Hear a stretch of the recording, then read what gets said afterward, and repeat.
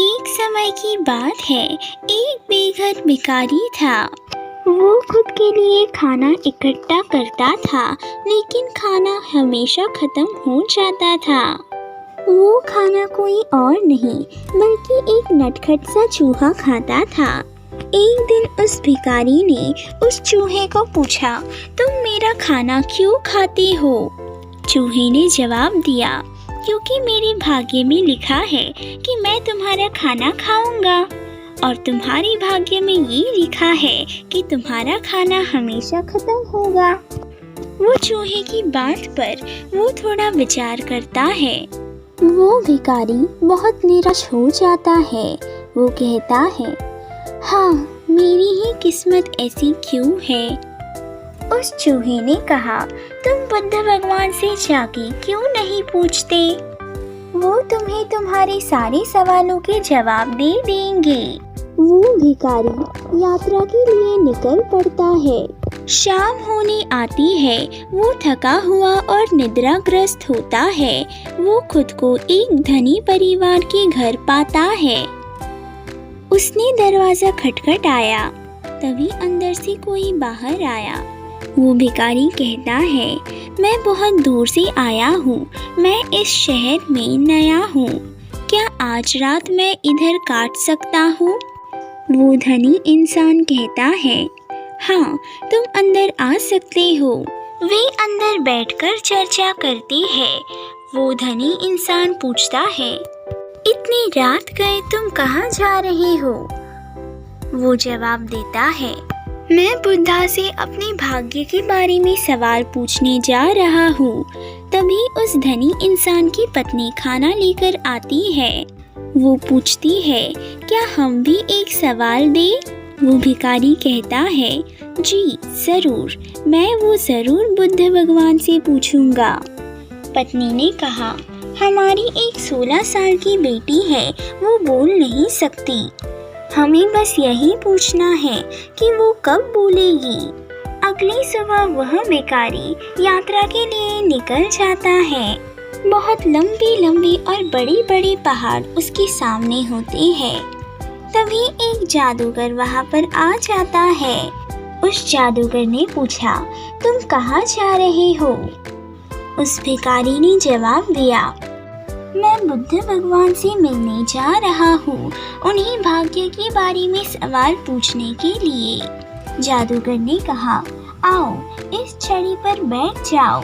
जादूगर ने कहा, क्या मैं भी तुम्हें एक सवाल दे सकता हूँ बुद्ध भगवान से पूछने के लिए? भिखारी कहता है, जी जरूर। उसने अपना सवाल बताया, मैं 1000 साल से यहीं पर हूँ। मैं कब से कोशिश कर रहा हूँ, लेकिन मैं अब तक स्वर्ग में नहीं पहुँचा। वो भिखारी कहता है, मैं ये सवाल बुद्ध भगवान से जरूर पूछूंगा। बाद में वो जादूगर उसे नीचे छोड़ देता है। वो भिखारी उसे धन्यवाद कहकर अपनी यात्रा जारी रखता है। उसे अपनी आखिरी रुकावट मिलती है। वो थी सबसे बड़ी नदी।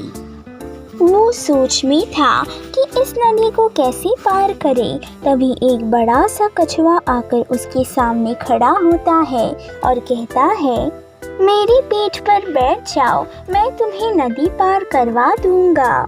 वो भिखारी बैठ जाता है। कछुआ उससे सवाल करता है, तुम कहाँ जा रहे हो? भिखारी कहता है, मैं अपने भाग्य के बारे में सवाल पूछने बुद्ध भगवान के पास जा रहा हूँ।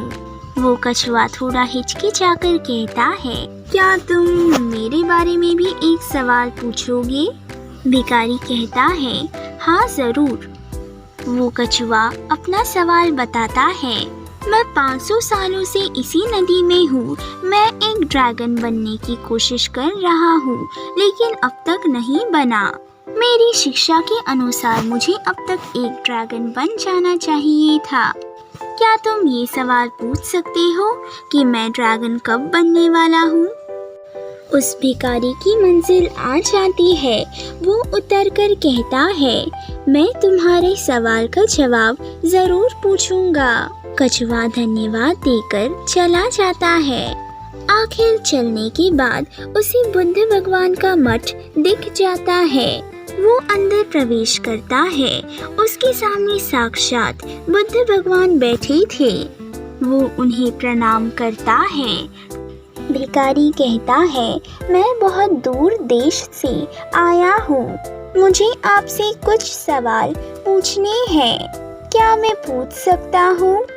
बुद्ध भगवान ने कहा, बेशक तुम पूछ सकते हो, लेकिन ध्यान रहे कि तुम सिर्फ मुझसे 3 सवाल पूछ सकते हो। वो भिखारी सोच में पड़ जाता है कि मेरे पास तो 4 सवाल है, अब मैं क्या करूं? वो उस कछुए के बारे में सोचता है कि वो 500 सालों से एक ड्रैगन बनने के लिए बहुत तरस रहा है। तभी उसे उस जादूगर का भी ख्याल आता है जो 1000 साल से इसी धरती पर है, जिसे स्वर्ग जाने की इच्छा है। तभी उसे उस 16 साल की लड़की की भी याद आती है जो अपनी जिंदगी पर बोल नहीं सकती। उस भिखारी को अपनी परेशानियां बहुत छोटी लगने लगती है। वो सोचता है, मैं अपने भाग्य को कैसे भी बदल सकता हूँ, मैं भीख मांग सकता हूँ। इसीलिए मैं इन तीनों की भी परेशानियाँ बताऊंगा।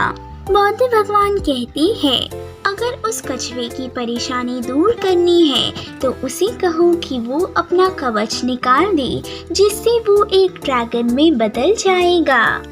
उस जादूगर को कहो कि वो अपनी लाठी के सहारे रहता है, इसलिए वो कभी स्वर्ग नहीं जा सकता। उससे कहो कि वो अपनी लाठी नीचे रख दे, जिससे वो स्वर्ग जा सके। और रही बात उस लड़की की, जब उसे अपना हमसफर मिल जाएगा, वो खुद ब खुद बोलने लग जाएगी। वो बौद्ध भगवान को धन्यवाद देकर वहाँ से चला जाता है। नदी पार करते समय वही कछुआ उससे मिलता है। उसने पूछा, क्या तुमने मेरा सवाल बुद्ध भगवान से पूछा? उस बेघर भिखारी ने कहा, हाँ, मैंने तुम्हारा जवाब पूछा। उन्होंने बताया कि अगर तुमने तुम्हारा कवच निकाल दिया, तुम ड्रैगन बन जाओगे। उस कछुए ने वही किया और वो एक ड्रैगन में बदल गया। वो कछुआ उल्टा हो गया और उसके अंदर बहुत ही बेशकीमती मोती थे। ड्रैगन ने कहा, अब ये मोती मेरे किसी काम के नहीं, इसे मेरा उपहार समझकर तुम अपने पास रख लो। ड्रैगन उसे धन्यवाद देकर वहाँ से चला जाता है।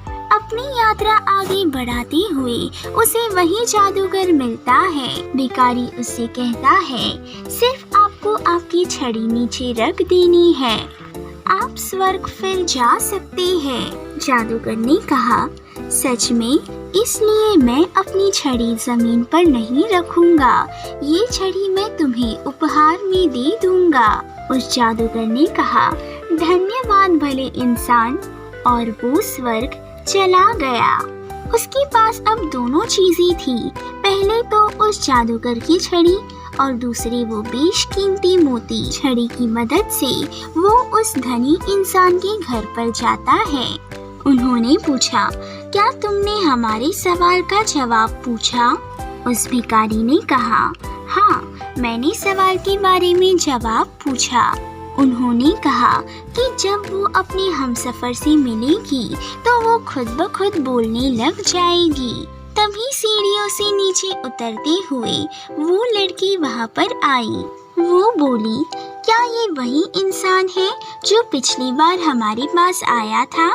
उसके दोनों माँ बाप बहुत खुश हो गए। वे उस बेघर भिखारी के पास देखते हैं। वे समझ जाते हैं कि यही हमारी लड़की का हमसफर है और उन दोनों की शादी रचाई जाती है। बच्चों, इस कहानी से हमें ये सीख मिलती है कि हम जिसके साथ भी अच्छा करते हैं वही अच्छा हमारे पास भी वापस आता है।